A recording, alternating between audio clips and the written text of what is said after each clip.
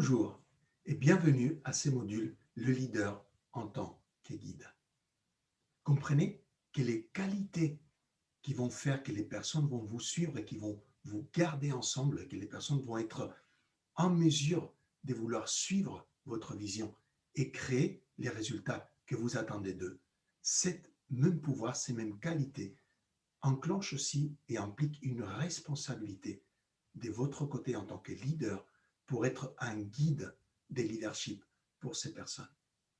Plus tôt vous comprendrez et vous pourrez assumer ce rôle de guide, plus tôt vos résultats et votre efficacité pourront être découplés.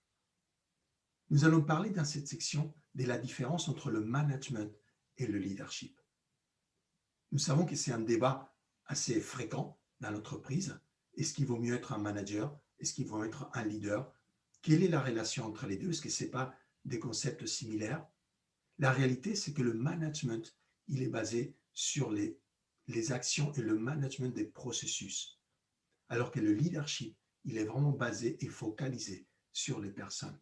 C'est une très grande différence. Un grand manager ne fera pas forcément un grand leader. Un grand leader aura quand même besoin des qualités de management pour être un grand leader.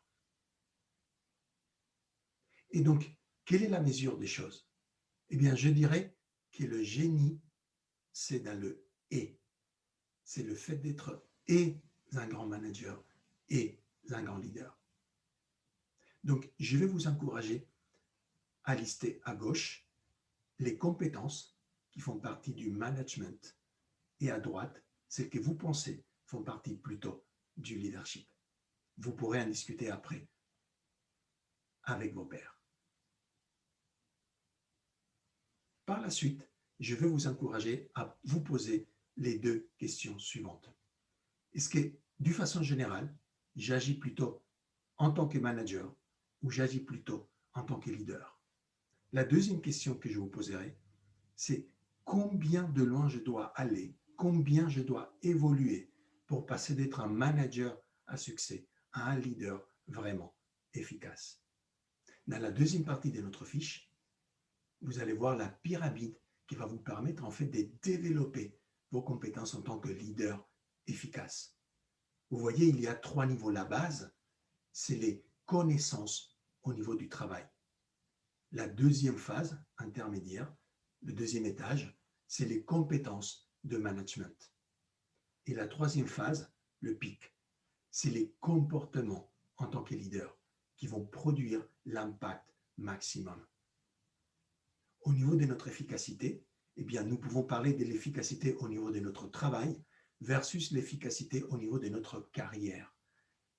Pour l'efficacité au niveau de notre travail, nous aurons besoin de ces compétences techniques, de ces connaissances au niveau du travail. Nous aurons besoin de ces compétences en tant que manager. Mais comprenez que les comportements de leadership, c'est eux qui vont compter pour 80% de votre efficacité et de l'impact au niveau de votre carrière. Alors, je veux vous encourager à remplir cette pyramide et à répondre ensuite aux questions que vous avez dans la section connexion. Au prochain module.